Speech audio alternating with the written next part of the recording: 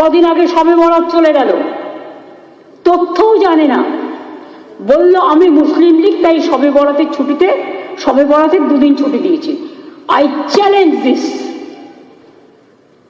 এবং ওরা আমাকে দাঁড়ান, ওরা আমাকে ফেস করতে পারে না বলে আমি বলার সময় থাকি না।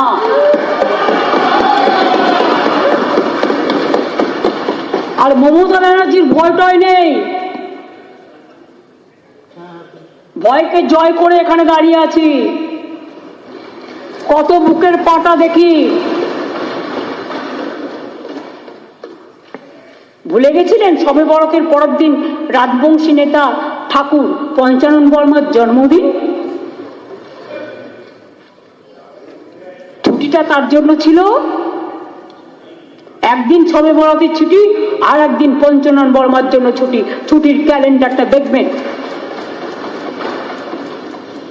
এবং পারলে রাজবংশীদের ভোট চাইতে যাবেন না। পঞ্চানন বর্মার ছুটি নিয়ে যারা এই নোংরা রাজনীতি করেন,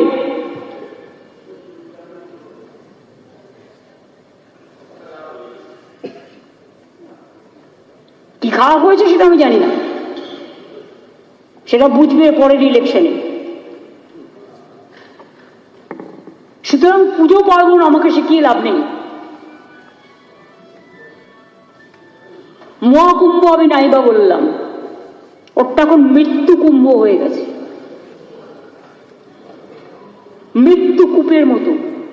আমি মহাকুম্ভকে সম্মান করি, আমি শ্রদ্ধা জানাই, পবিত্র গঙ্গা মাকে আমি সম্মান করি, কিন্তু প্ল্যানিং না করে এত হাইপ তুলে এত লোকের মৃত্যু বললেন 30 জন, কথাটা কি সঠিক?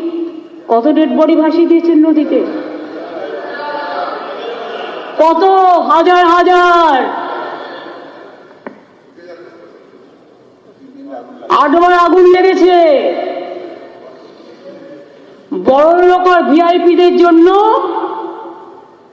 লক্ষ টাকার ক্যাম্প, আর গরিব লোকেদের, সাধারণ লোকেদের জন্য লাইনে দাঁড়ান 15 ঘন্টা 20 ঘন্টা দাঁড়িয়ে, যদি একটা মাদুরেও বসে 2000 টাকা। 1 কাপ লাল চাও 500 থেকে 2000 টাকা। তারা যে জায়গাটা গিয়ে স্নান করবে সেটা আলাদা, ভিআইপিদের স্নানের জায়গাটা আলাদা। আর সেই জলটা আপনারা দূষিত করেছেন, বিষাক্ত করেছেন মহাকুম্ভের পবিত্র জায়গাটা। সব জায়গায় হাইপ তুলে দিয়েছে। সে একবার হয়েছিল না, গণেশ দুধ খাচ্ছে, সব ওখানে স্নান করো নাহলে পবিত্র হবে না। মৃতদেহের ওপর দিয়ে যারা এই হাইপ তুলছেন আর টাকা কামানোর জন্য ধর্মকে বিক্রি করছেন, তাদের আমি মন থেকে মেনে নিতে পারি না।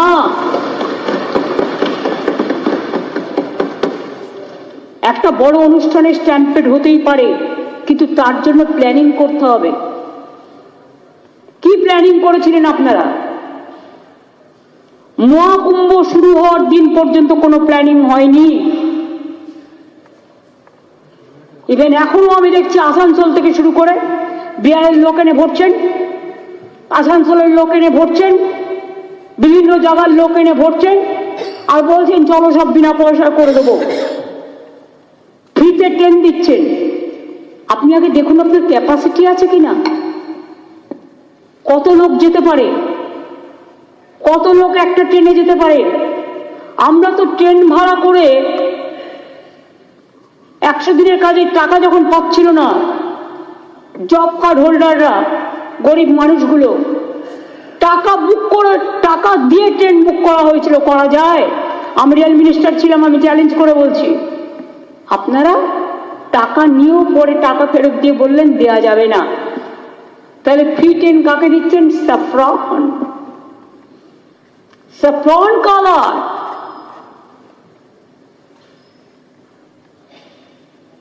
এত হাইপ তুলতে গেলেন কেন?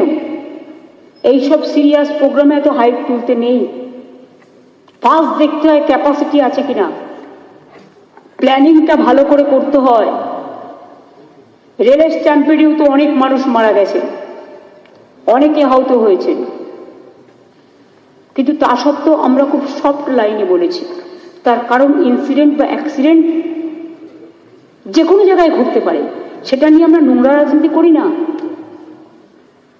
কেএমডিএ কাজ করতে গিয়ে কেএমডিএ 3টে শ্রমিক চামড়াপট্টিতে মানে লেদার হাবের ওখানে মারা গেল, যার জন্য লেদার হাবের কালকে মিটিং করা হয়েছে সিরিয়াস অ্যাকশন নেওয়ার জন্য। তাদের তো দোষ ছিল না। আপনারা কমিশন পাঠাচ্ছেন, চিঠি পাঠাচ্ছেন, আর মহাকুম্ভে এত বড় ঘটনার পরে কটা কমিশন পাঠিয়েছেন, কটা কমিটি পাঠিয়েছেন।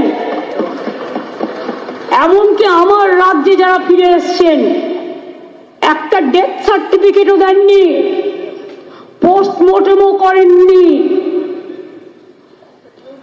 ইভেন মেডিকেল কলেজ থেকে কেউ সইও করেনি যেখান থেকে ডেড বডি এসছে।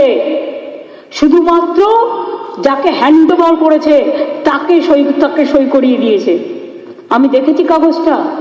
তাই আমরা কিন্তু প্রত্যেকে যাতে ডেথ সার্টিফিকেট পায় সেই জন্য এখানে পোস্টমর্টম করিয়েছি, যাতে তার ফ্যামিলি জানতে পারে যে তার ফ্যামিলির মৃত্যু হয়েছে কোথায় এবং তার পোস্টমর্টম করা হয়েছে, সে মারা গেছে স্ট্যাম্পেডে।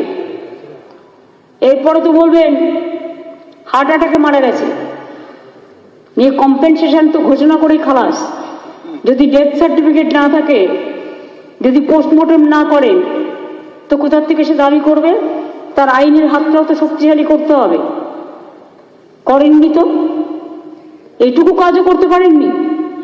আপনাদের মনে নেই আমরা যখন প্রথম ক্ষমতায় আসি আমৃতে একটা ঘটনা হয়েছিল, 110 জনের ওপর আমরা বসে সারা রাতে পোস্টমর্টম করে ছেড়ে দিয়েছিলাম, চাকরি এবং টাকা হাতে হাতে দিয়ে। কাজ জানতে হয়, কাজ শিখতে হয়। আমরা গঙ্গাসাগরের মেলা চলাকালীন কোনো ভিভিআইপি কে অ্যালাউ করি না।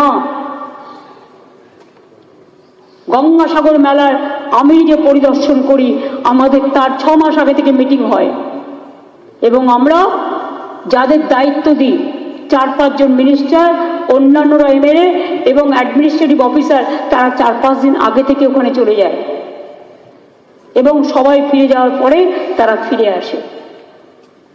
ওই লাল লাইট জাগিয়ে ফো ফো করতে করতে আর ভো ভো করতে করতে সাধারণ মানুষকে ভোকাট্টা করে দিয়ে আর ভিআইপিদের জন্য হাইট তুলছেন, টাকা তুলছেন, আর গরিব মানুষগুলো কি মানুষ নয়?